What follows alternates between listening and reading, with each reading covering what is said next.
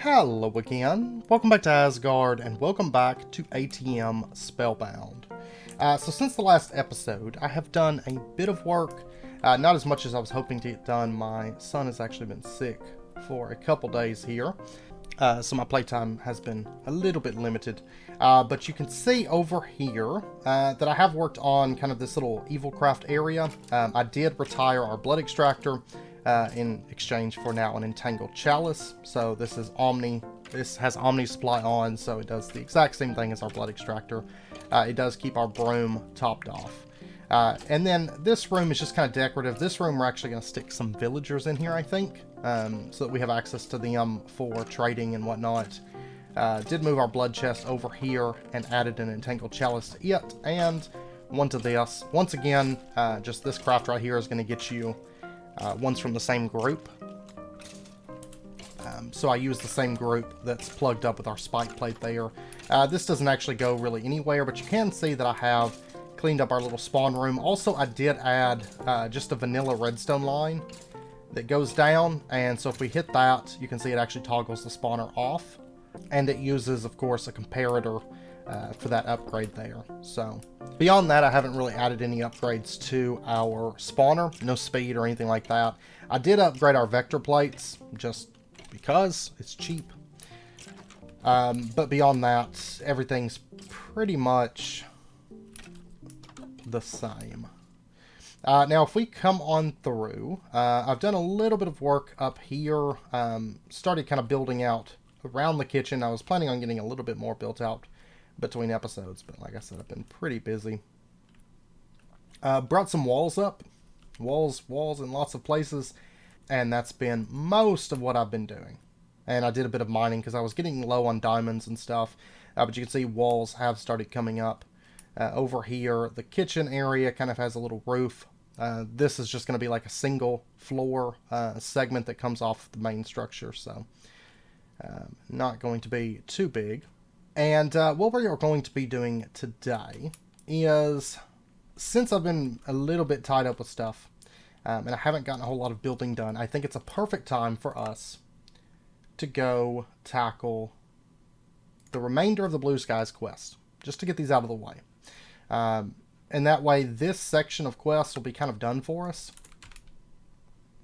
And we'll have kind of the Blue Skies stuff. I mean, I can make most of it with the alchemy table. There's a few things that I can't make, I think, but the majority of it, at least, I can do with the alchemy table. But I would like to go ahead and knock out the quest for that dimension, just so we kind of have that segment of quest done, and we get the summoning table. So, and we'll get ourselves some nifty new arcs as well. So, now it does look like we have spawned in at a village. I want to see if this village has one of the stargazers or whatever they're called. Because the last few villages... Oh, we do have a couple snow-capped ovens. These are actually really useful. Because it does give us a source of getting ice. Which I'm sure will come up in some recipes without us having to go out and find it. Though I think probably finding it at this point wouldn't be a big deal.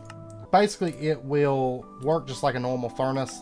It will smelt items, and it will smelt based on the type of fuel. So in the case of a lava bucket, it smelts 100 items. Horizonite pickaxe smelts 24. And we could even use blaze powder for that matter. But I don't know, with create, I don't know how useful that's really going to be, but we shall see. So we do have an armor that sells aquite. Don't really want that. Take that. A leather worker here. And if we could find a good villager, I wouldn't mind stealing him. We do have a librarian. I tell you what, we're gonna take the librarian for now.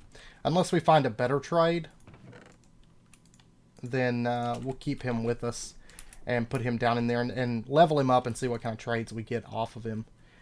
Now we have a fisherman here. I really don't need emeralds at the moment, so it's really not... I'm not really out to find a trade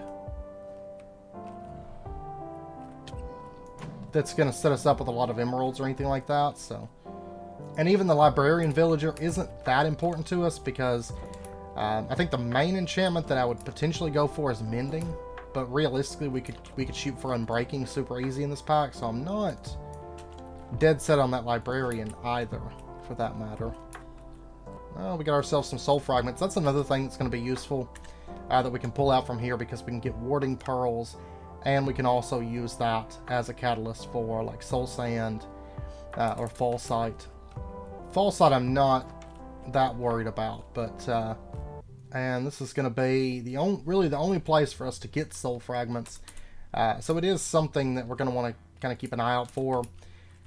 Originally I was thinking of going with Astral, pushing for that for our mob protection, but really I think just going for warding pearls, honestly I think that will be sufficient, because what they do is they're going to prevent mobs from spawning in a fairly decent range. And of course I've had a lot of beetles and stuff spawning, and that's actually something that I've been wanting to get up and going. So I think just going with the warding pearls will be the best bet. It's going to take a lot more of those than like Astral to cover a full range of an area, but because their radius isn't nearly as big. However, they're very cheap to craft, because we can actually use the soul fragments to get fall sight just with iron at this point. So, and we should be able to mine fall sight in this dimension, I think, but we'll probably just get it from the iron method. Because poltergeist, the big bears, are actually fairly common. And I think there's another mob, if I recall, that will drop that. But okay, so I'm not seeing one of the Night Watcher guys. So I found a village that had one of his buildings but didn't have him. And I can't remember if the star emitter, I've got to try and see if the star emitter can turn like a villager into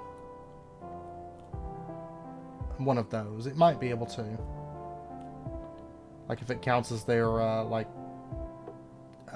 profession box. But anyways, let's set out, and you can kind of get a look at the dimension here. It's actually a really pretty dimension. I did consider building here, but I wanted to go with something a little bit darker. This dimension I think is more suited for something a little bit brighter. But I do have plans for a lot of the plants here. For example, these snow-capped mushroom blocks. We're going to be using some of those for decoration. And actually quite a few of the plants for decoration as well. Let me see if I can hop up on top of this.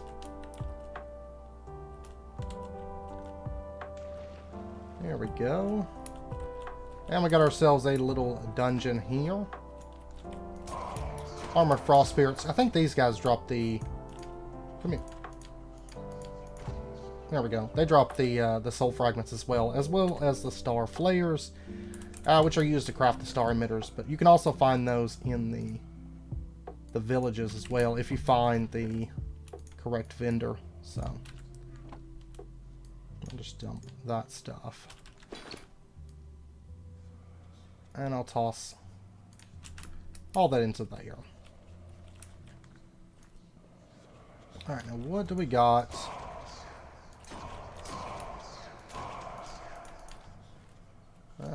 There it is. Where's the other one?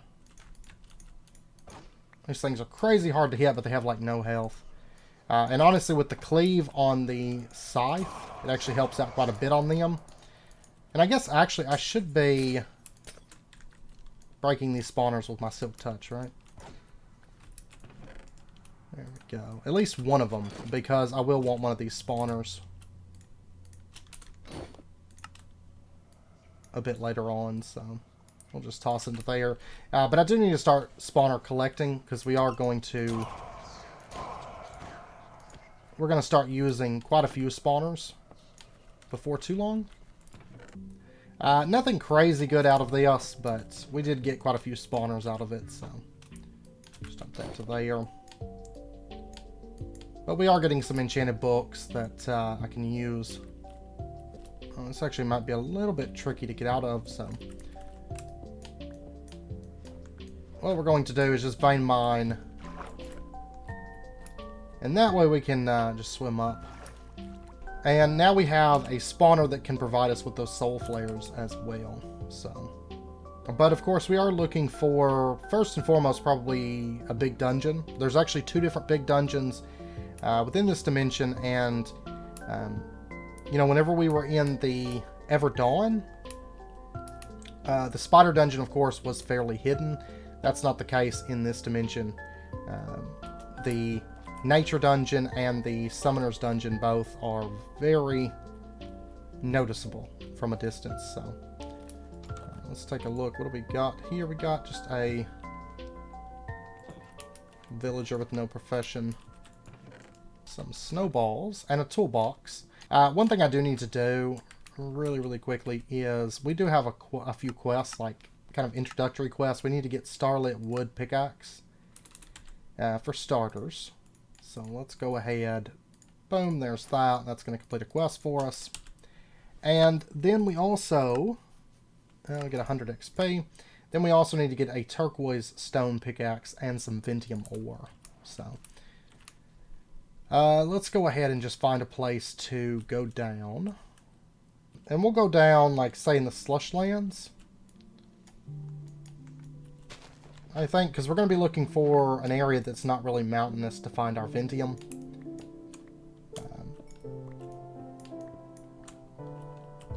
Oh, there's Fallsight. Okay, I see some. There we go. There we go. And there's some pyrope. So there's our turquoise stone pick. That's going to complete a quest now. And now we need to kill 5 of the armored frost spirits, which shouldn't be an issue. We should be able to get those fairly easily. There we go. There is an armored frost spirit. Come here. There we go.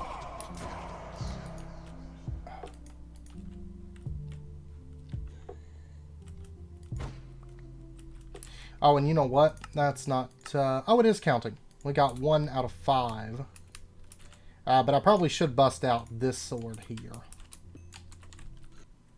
Oh, and we got ourselves a frozen... I was killing it with my pick. And we have ourselves a frozen underground lake here.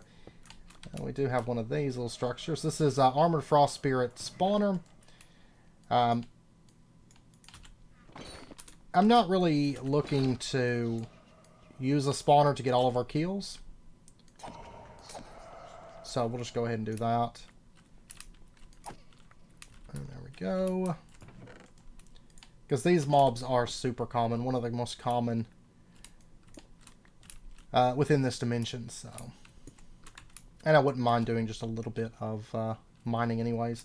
The night vision that we picked up on our helmet is actually quite nice for exploring these caves, because I don't even carry lights with me anymore. I do still try to light up our areas, you know, of the base and stuff like that, but I don't worry about lighting up caves and things anymore. Okay, let's pop back up. And this broom, super useful. Super useful. There we go. There's a couple armored frost spirits, and there's another one up there. So...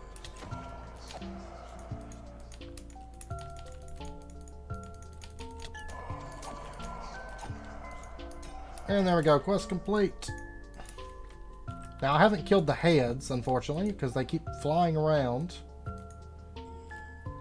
I can't find them, so that's fine. We got a spawner, so we can always set it up for basically just farming up tons of soul flayers. Hey, there we go. And there we go. And this actually works out because I am planning on using some of the star emitters, both for decor and then for a little bit of travel as well. So that actually kind of works out for us. And we got a bunch of Fallsight here. Alright, now our quests are to do the Summoner's Castle and to do a little bit of a nature dungeon. So, and then we'll, you know, we'll pretty much be done. I am still going to be finishing a nature dungeon. And we're actually going to be farming up some arcs today as well. Because if we take a look at Blue Skies, a couple of really nice arcs do come from this dimension. And you know, we actually haven't gotten the Venom Sac from the Spider Boss. We'll probably, at some point, maybe farm those up. But I do want the Ethereal Arc for the movement speed increase. We're going to go for a high rank of that. And Nature Arc for extra hearts, also really, really big. The Everbright dimension, of course, got the bigger stick as far as the arcs go. They got a lot better arcs, I think, than these two. Alright, now at this point, I do want to pop back home. And we can step back through. And we're going to go out searching for a dungeon. Oh, perfect. There we go. Actually, right over next to where we spawned. So that works out. Now, technically, I could bypass this to some degree with the broom, but not really bypass it much, because I'm still going to have to do the, you know, get the 4 keys and open the boss room, but I could skip this part, like running up the tower. But as you can see, it's pretty much a carbon copy of the other dungeon, just with some slightly different blocks and stuff. And we're going to just bypass this whole thing. And then, of course, over here, we have our key in this chest. As you can see, even the little rooms are set up identical. And then over here, we have the 2 Vindicators. There's our key. And then over on this side, of course, we do have the Witch Room. Key, of course, is in the brewing stand. Alright, so we are going to do the Summoner boss. Let's go ahead and do this. Boss room is laid out pretty similar. Now the boss here, he's going to summon golems, and he's actually going to try to teleport. And we don't want to kill necessarily all of his golems, but we do want to kind of keep their numbers down to a reasonable amount. It's going to keep the boss moving and trying to cast to summon more. But if we don't kill the golems, then he's just going to keep teleporting like he is right there. So we have to kind of keep these down so that he keeps trying to summon more. So, but as you can see, they die extremely easy for us. So go ahead and eat that. Alright, now his golems are getting a little bit stronger, as you can see. They move a little bit quicker and they deal a bit more damage. And they become a little bit more of a problem at half health. Basically the phase 2 of this boss fight. But get some damage on him while we can. He's very easy to dodge. He casts that really slow moving thing. So as long as you stay moving, for the most part, you're not going to get hit, chances are. But probably at this point switch to my scythe, because I'll get a little life gain off of that, which is good.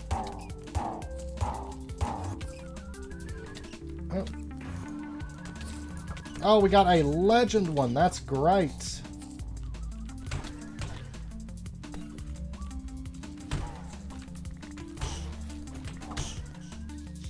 And he's got paralyzing and all other sorts of terrible, terrible things.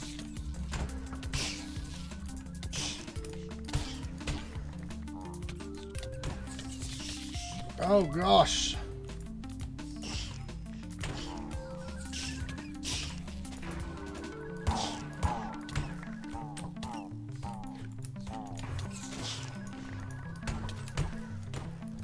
Ah! I can't move. There we go.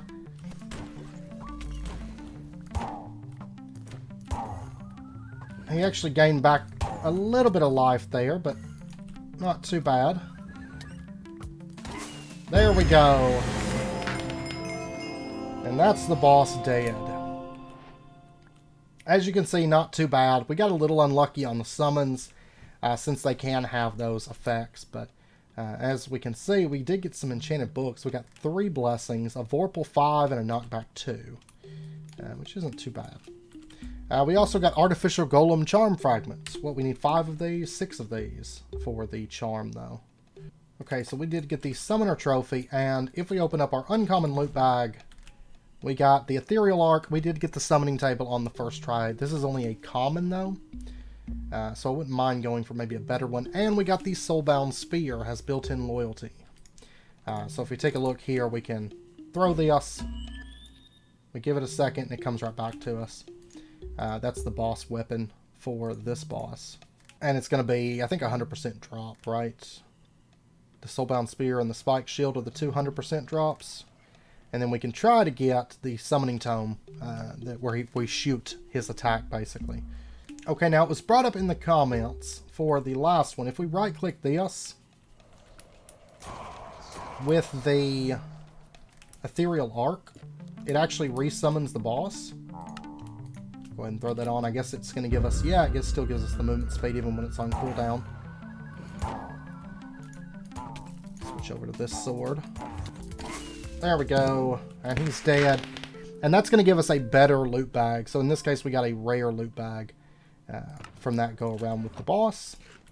We did get another summoner trophy because it's going to be based on the rarity of the boss that we fought. So yeah, I can eat those instantly. So honestly, it might be good. Just go ahead and carry a stack of these. And that way we have a stack of instant healing potions. Because we do have a lot of those built up at the moment.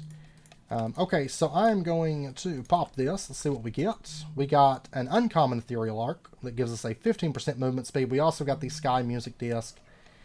Another Soulbound Spear, Moonstone Shard. We're going to dump these. Then we are going to switch out our Ethereal Arcs. Now, unfortunately, it looks like we do have a cooldown for this. And I don't believe that we can skip that cooldown. Yeah, your arc must recharge. Okay, so what we're going to do is we're going to let that... I honestly didn't know that was a thing, and that's going to make our lives so much better for arc grinding. For better arcs.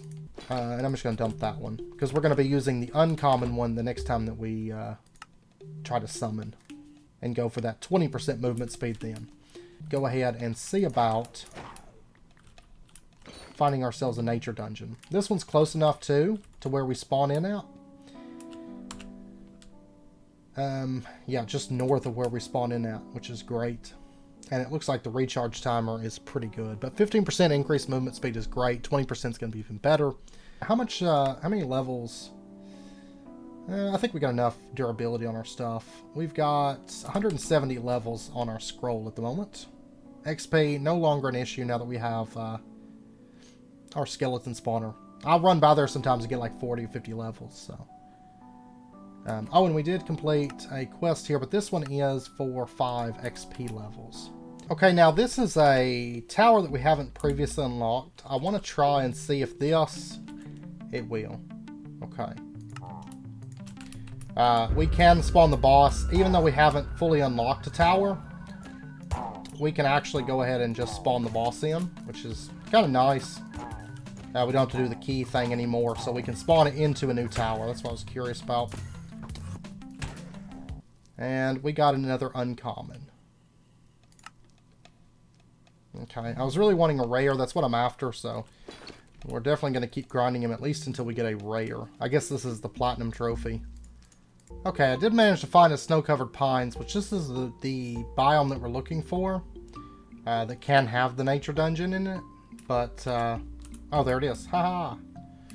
There we go. As you can see, this thing sticks out a lot. A whole lot. Now, right up here is the top. The Heart of Nature. This is where the boss fight is going to be.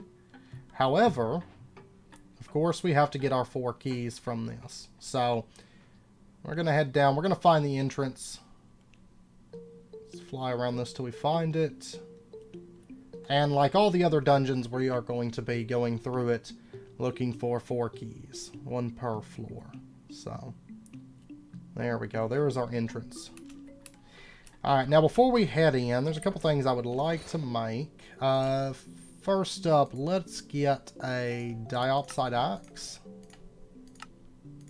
So that we've got that. And then, no, and then we're good, because we're using diopside picks. It is important you have your tools, and hopefully decent tools for this. We're going to be taking the spawners. These guys that spawn here, we can attack them, like, for example, with the diopside sword. It actually does decent damage. We 3-shot them with it. However, pickaxes... well, technically, they're supposed to deal more damage to those guys, but I think our diopside... with our enchantments and stuff, I think our diopside sword is really the better choice. But we are going to be looking for our keys. So, let's see if we can find those. And as you can see, a little bit more interesting in this dungeon than, like, say, the spider dungeon or something. There's a little bit more going on. The chests are sometimes a little bit harder to find because they're higher up and whatnot. Oh, there it is. There we go. Ah, there we go. There's our nature dungeon key. And task completed. And another task completed. Or quest completed and another task completed. We got Stonelit Charm Fragment. Not bad. And at this point we can go up the floors as soon as we find a place to do so. I did actually get my very first spawn egg. It was a spider, by the way. Because, of course, we do have the capturing enchant here. And I did get a spider spawn egg. One of the blue sky spiders, I think it was. It is a venom spider spawn egg. And this, oh, this does add another per spawner. Because it's seeing those for some reason as different items. So I may have to change up my storage for those, realistically. Here we go. This is what we're looking for. You can see it's all dilapidated. It's going to get a little bit nicer looking as we go up floors, but this is what we're looking for. And we're going to move up to the next floor. Now we've got some Starlit planks. And you can see we've got a little bit more of like the carved stone. And this floor looks quite a bit better. And the rooms are a bit different as well. There was a little bit of that going on, you know, with the spider dungeon, but not much. This dungeon, I think, is a bit more intricate in its design. I actually quite like this, but... And plus, you're kind of having to look for the chests to some degree, because they are somewhat hidden in some cases, so... I think that's probably enough spawners for now. I'm going to start busting them, because they're so easy to get in this pack. I mean, there's so many options to get lots of spawners. And I don't want to fill up all my storage with just spawners, you know. Because that is a possibility, I think, if we were to loot all the spawners out of this dungeon. So, there we go. There is our nature dungeon key. So now we're just looking for these stairs to go up. Oh, here we go. I passed it earlier. I was near it. But you can see the staircase at this floor is a lot nicer. And we'll just move up. And now, of course, we're looking for another key. And I'm probably just going to leave the spawners at this point. I've got 67 spawner scrap. And I actually kind of want to be killing these guys just to try to get their charm fragments. Ah, there's the stairs. Okay, so we know where the stairs are. That's good. Now we just got to find the key for this floor. Oh, here it is. It was at the very top of one of these platforming rooms, and I wasn't really checking those. So, now we get to head back to the staircase, which will be down this hallway. And now we are at the top floor. So this floor, everything's just a little bit nicer, a little bit more put together. There's not as many like broken areas as the floors below it. Really no broken areas at this point. And of course, as per usual, we are looking for one more key. The very last key for this dungeon. There it is. Alright, so we have our very last key. Now we are just looking for the stairs leading up. Here we go. Here is our stairs leading up. And this takes us to the final floor.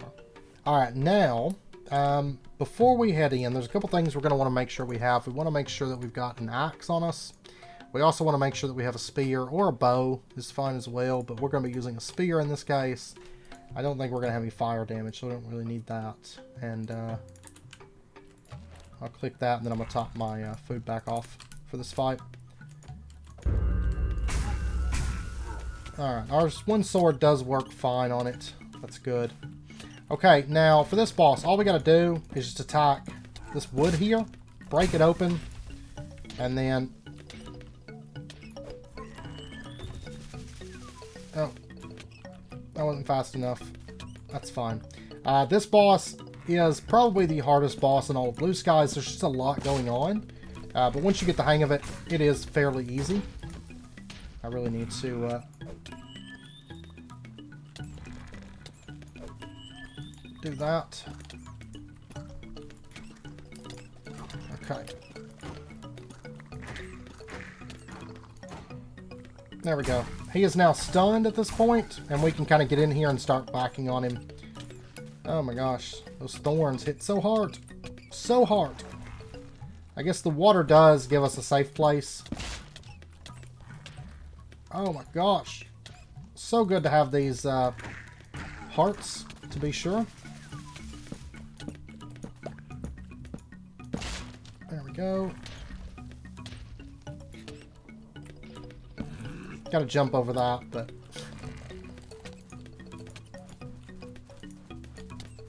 I was wondering if I could hit him from here, but...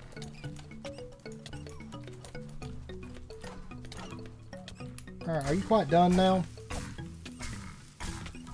Diopside axe does pretty good damage on him, but... Yeah, this weapon's not very effective. An axe is technically better, but I think with the enchants... I probably should have enchanted an axe before we came, I guess, but... Not really a big deal. Those owls do so much damage, too. Like, everything in this area just does so much damage. The axe does pretty good damage. So I probably should stick with that. Like I said, I really should have enchanted one probably, but I didn't. Because I thought, well, you know, how everything else has been going, our sword's been fine, so... Oh ho ho! Okay. Wasn't expecting that. Okay, well, I tell you what, since I died, like a boss, we're gonna enchant the axe. I kind of underestimated that boss because everything else has been so simplistic so far, and that was a bad idea. So efficiency 4, what I really want, oh, leech 3. Yeah, we could go leech 3. Let's go that. Leech 3 and soulbound. Yeah. Now I'd also like to get like a really good Vorpal going, or a really good sharpness. I don't know which one. Honestly, probably Vorpal. Because remember that we can always disenchant this later on. How many levels am I going to need for this? 10.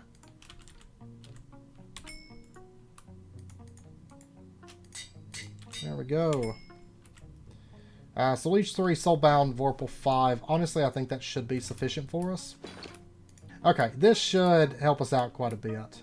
And honestly, while I'm here, let me repair my gear too. Like I said, this boss, hands down the hardest one in all of Blue Skies. There's just a lot going on. It's one of those kind of horde type bosses where you're just constantly being assaulted by all sorts of stuff. And there's a ton of ads, and they just keep coming. And there's, like, killing the plants, it helps, but they respawn so fast. I kill a plant, and then it literally comes right back up in, like, seconds. So, killing them, not necessarily all that great to do, but it can help a little bit. It can help ever so slightly. Alright, so let's do a slash back at this point. And here we go. This axe should help out quite a bit. Alright, now... There we go. That's what we want to do. I was thinking, I couldn't remember, I was thinking there was some point where I wanted the spear and a reason why I wanted to pack the spear, but...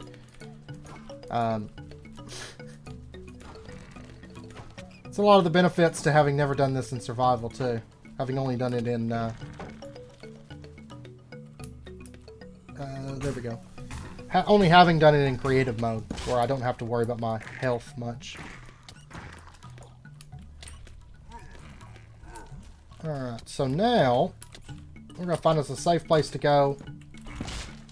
And then, we're going to smack him with that. And we're going to go in with the axe and chop, chop, chop. And now he's going to start... he's not going to spin, but that's fine. Alright, this is a little bit smoother this time. You can blame my... There we go. My lacking knowledge on this fight.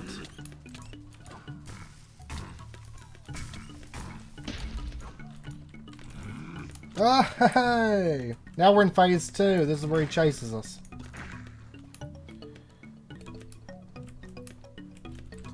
And we just gotta run away. There we go. We can smack on him. This fight is a little bit easier. I'm attacking a little bit too fast with that axe too. That's not helping me much. not doing me any favors anyways, but that's part of it whenever you switch to a different weapon. That's why I usually don't use axes for combat, because I'm used to using swords, you know? There we go. Boom. I'm getting a lot of life gain off that Vorpal. Whenever it triggers, if you notice, it's actually popping a lot of health for me. Alright, let's hang out right up here. Make sure that our spear has time to come back. Kill these owls off, I guess.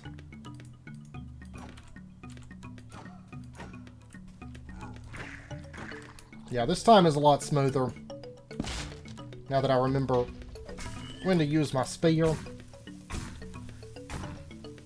It's the ground stop, not the spin. I was thinking it was the spin for some reason, and that wasn't quite working out for me.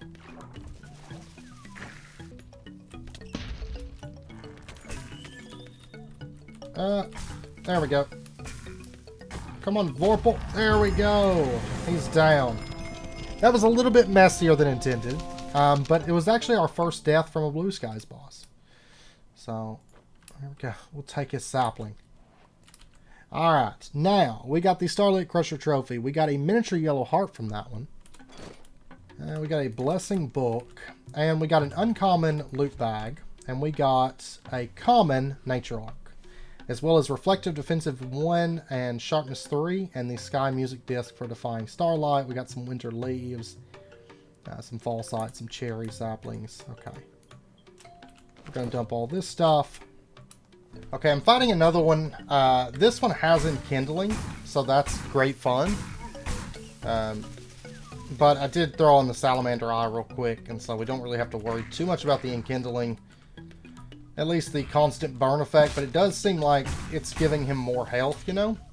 Also, the ground stomp, the timing for that is actually really awkward, by the way, because the damage actually comes down before he hits the ground, so you kind of have to get the timing for that down. But once you do, it's not too big of a deal to dodge unless you're kind of preoccupied, which that is the case sometimes, to be fair, but these corners you can dodge, or the water, you can dodge these thorns, and then just kind of running in, get that little bit of damage. Yeah, you can see right there, I got hit even though I jumped about the same time. And these bats, these owls are super annoying, of course. But we're about to go down to the halfway point where he starts running around, which is fine. That part's the scariest, because I know that if he hits you during that phase, it hurts. Oh, I missed. There we go.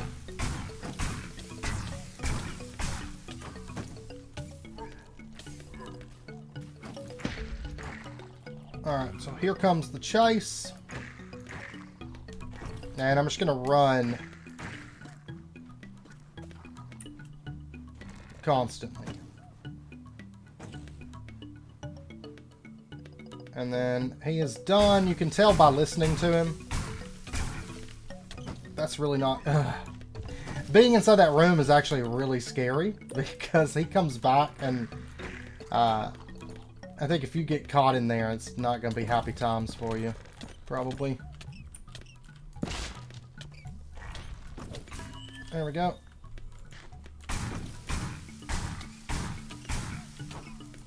Alright, that's good enough, I guess. But that's kind of where not being too greedy comes in.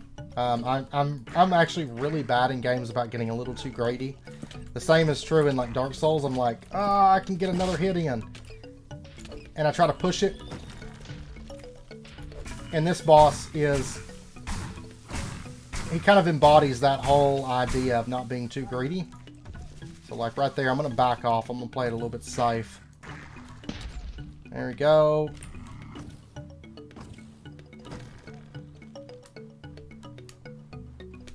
He's coming in for the spin down. Movement speed here helps a lot.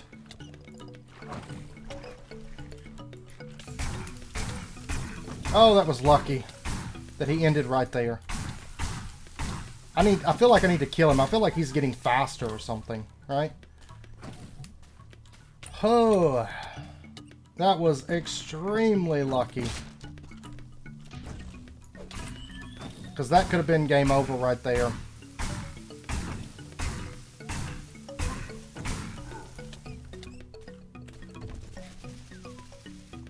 Okay, I need to...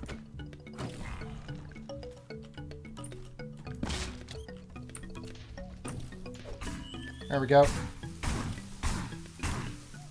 And there we go, he is dead. And we got Rebound 7 off of that. Miniature Yellow Heart, a Platinum Starlit Crusher Trophy.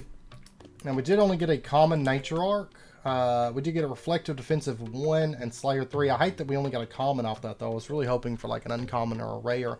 But we did get the Crushing Hammer. Slams the ground to hurt surrounding mobs and send them flying. So we did at least manage to get that. We're going to switch out this for that. So we got platinum on both those.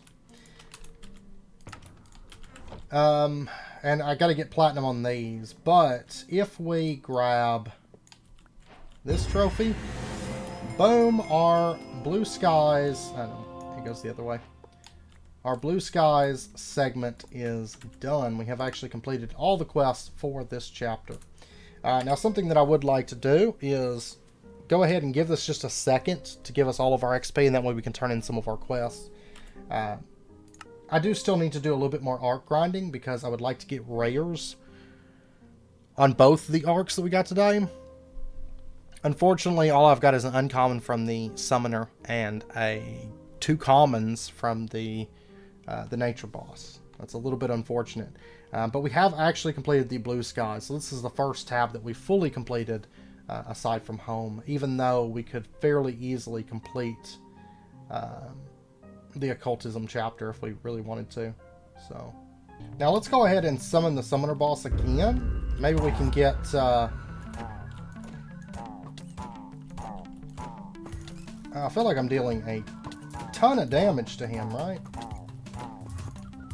Maybe it's just after doing the Nature Boss, like the difference in their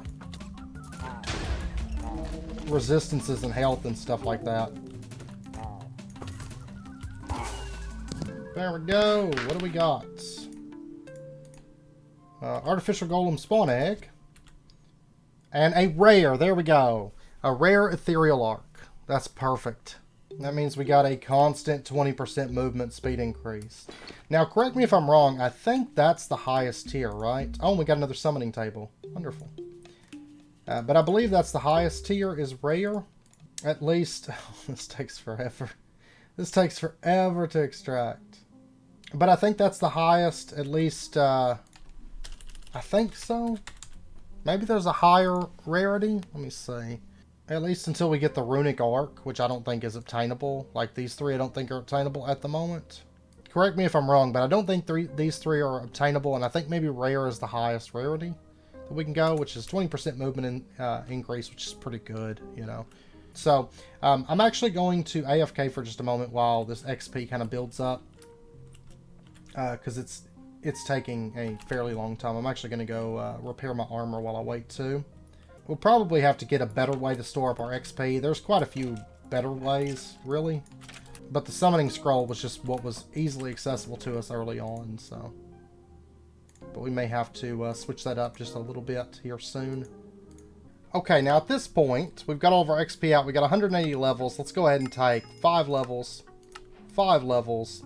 And then let's pop over to Evilcraft and let's get 5 levels and 5 levels. So we now have level 200. I'm going to go ahead and start the slow process of extracting all of these levels now.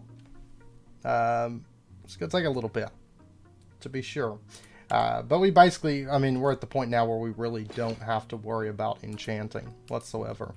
Now the summoning table, it's not going to be much use to us at the moment because we don't have the summoning tome. Because all it's going to do is going to allow us to tab between if we want to cast the sphere or if we want to summon artificial golems. So, and since we don't have that, there's not a lot of point to that. But yeah, now we got 2 summoning tables. I might use them as decoration somewhere, probably. But I don't think our boss grinding is done as of yet. Because I definitely want to upgrade this one. Because that way we could get, what, 3 extra hearts from that? If rare is the max. I think rare is the max. This one, of course, we've already got the rare Dusk Arc. This one, I'm really not that worried about it, but I might shoot for the rare. Because at the bare minimum, I need to get the Platinum trophies for the Arachnarch and the Alchemist. So I'll probably try to get those. But these 2 bosses, super easy and should be super quick for us. These 2 bosses, actually pretty easy. This one just takes some getting used to, honestly. Definitely the toughest boss, and learning the mechanics like in creative and actually executing those mechanics in survival, totally different for the Starlit Crusher. Totally different, but I feel really comfortable on that boss now. So but anyways, I know it's about wrapping up point 4 of this episode, so we're going to end this one out here. And I'm probably going to go ahead, honestly, I think, and record the next episode. So I don't know if there'll be a whole lot of building between them. But like I said, with my son having been sick, I haven't had a whole lot of time to build, and I've started kind of getting behind on things. And I want to get, or behind where I'd like to be, so I'm going to try to get caught back up. But anyways, I hope you guys enjoyed the episode. If you did, as always, be sure and hit that like button. And go ahead and subscribe if you're not already to stay updated with when new videos come out. And I hope to see you guys next time. So until then, as always, do take care, stay safe, and I'll see you guys then.